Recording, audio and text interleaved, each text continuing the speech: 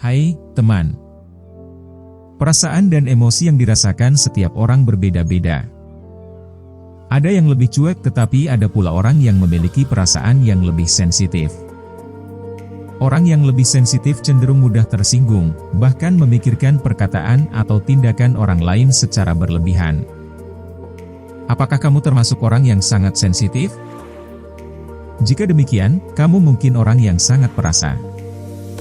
Kepribadian ini dapat didefinisikan sebagai respons fisik, mental, dan emosional yang akut terhadap rangsangan eksternal seperti sosial, lingkungan ataupun internal. Orang yang sangat sensitif dapat menjadi introvert, ekstrovert, atau di antara keduanya.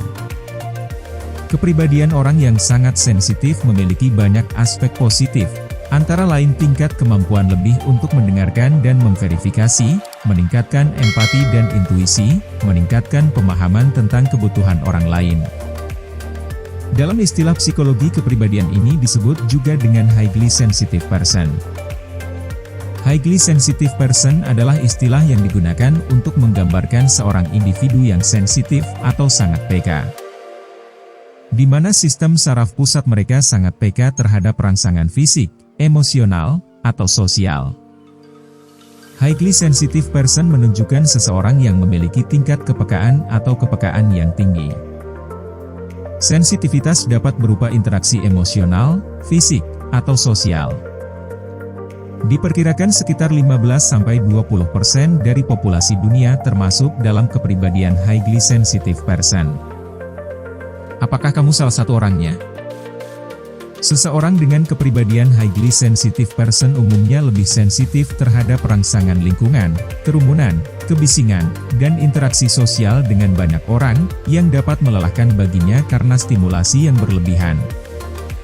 Penting untuk diingat bahwa, highly sensitive person tidak berarti bahwa kondisi yang didiagnosis ini adalah sebuah gangguan psikologis.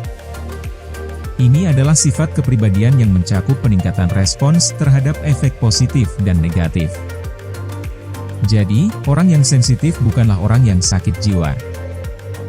Ini adalah aspek lain dari kepribadian yang ada pada setiap orang dengan tingkat yang berbeda-beda. Kepribadian ini memiliki kekurangan dalam hal menjadi sangat sensitif, tetapi juga memiliki kelebihan. Ada kalanya, memiliki pribadi yang sangat sensitif dipandang sebagai hal negatif oleh sebagian orang, dan dianggap terlalu baperan. Padahal, sama seperti tipe kepribadian lainnya, bahwa kepribadian ini juga memiliki kelebihan dan kekurangan. Ada beberapa kelebihan dan kekurangan yang dimiliki oleh orang yang mempunyai kepribadian highly sensitive person. Kelebihan orang yang memiliki kepribadian highly sensitive person antara lain: memiliki empati yang tinggi, tipe orang pemikir, artistik, detail, pendengar yang baik, peka dengan perasaan dan kebutuhan orang lain, teman curhat yang baik, senang membuat hubungan yang dekat dan mendalam, mensyukuri apa yang telah dimilikinya, menghargai orang lain. Sedangkan, kekurangannya adalah tidak suka konflik, tidak menyukai konfrontasi, takut dengan penolakan, perfeksionis, kritis pada diri sendiri, tidak suka distraksi, tidak suka emosinya diketahui oleh orang lain, tidak suka jadwal yang sangat padat atau situasi yang hektik, cenderung cemas berlebihan yang bisa berakibat stres dan depresi. Kepribadian highly sensitive person ini diyakini berasal dari genetik, dan varian genetik tertentu juga dikaitkan dengan ciri-ciri kepribadian ini. Namun, lingkungan anak usia dini juga dapat memainkan peran penting dalam pembentukan kepribadian orang yang sangat sensitif. Menjadi orang yang sangat sensitif dapat menimbulkan banyak tantangan. Orang dengan kepribadian ini sulit beradaptasi dengan situasi baru. Dia dapat menunjukkan reaksi emosional yang tampak tidak pantas dalam situasi sosial, dan dapat dengan mudah menjadi tidak nyaman dalam menanggapi rangsangan tertentu. Seperti semua ciri kepribadian lainnya, hipersensitivitas memiliki kekuatan dan kelemahannya masing-masing. Dengan dukungan yang tepat dan kesadaran akan kekuatan dan kelemahan mereka, orang-orang dengan kepribadian ini dapat mempelajari lingkungan di mana mereka dapat berkembang. Kepribadian highly sensitive person ini dikonseptualisasikan sebagai sifat kepribadian daripada penyakit mental. Namun, karena sifat ini sering dikaitkan dengan tantangan emosional atau interpersonal, dan dapat muncul bersamaan dengan kecemasan dan depresi, terapi percakapan bermanfaat bagi kesejahteraan mental orang-orang yang sangat sensitif secara keseluruhan. Perawatan diri sangat penting bagi orang-orang dengan kepribadian ini, terutama dalam situasi stres. Mendapatkan tidur malam yang baik, makan makanan yang sehat, membatasi kafein dan alkohol, dan menjadwalkan waktu untuk dekompresi adalah strategi yang berguna bagi seseorang yang berkepribadian highly sensitive person. Menjadi orang yang sangat sensitif mempunyai banyak tantangan, terutama ketika berhadapan dengan banyak orang dan lingkungan yang berbeda. Tapi jangan khawatir, asalkan dikontrol dengan baik, hidup sebagai highly sensitive person tentu bisa menguntungkan, terutama untuk dirimu sendiri. Ada 3 cara yang bisa kamu lakukan untuk mengatasi perasaan yang sensitif. 1. Memahami apa yang sedang kamu rasakan. Langkah awal yang paling penting dimulai dari diri kamu sendiri. Cobalah untuk mengenali perasaan apa yang sedang kamu rasakan ketika suatu masalah, konflik, atau pemicu stres apapun muncul. Apakah kamu sedang merasa marah, kecewa, sedih, atau ada perasaan lainnya? Setelah menemukan kata yang paling menggambarkan emosimu, lanjutkan ke cara berikutnya untuk mengatasi emosi akibat perasaan sensitif kamu. Tanyakan kepada diri kamu sendiri. Mengapa perasaan tersebut bisa muncul? Misalnya, kamu merasa marah dan kecewa setelah mengobrol dengan teman. Apakah perasaan marah dan sedih tersebut muncul akibat perkataan teman kamu yang menyinggung? Mengenali dan menamai jenis emosi yang dirasakan, serta memahami apa pemicunya, dapat membantu kamu mengambil langkah selanjutnya untuk mengatasi emosi yang kamu alami.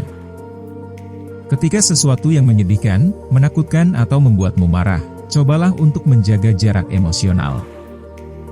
Saat kamu mulai merasa emosional, alihkan pikiranmu ke hal lain dan cari kesibukan agar kamu bisa melupakan hal yang membuatmu emosi. 2. Hindari mengkritik perasaan kamu sendiri. Hal yang sering dilakukan oleh orang-orang sensitif adalah mengkritik perasaannya sendiri.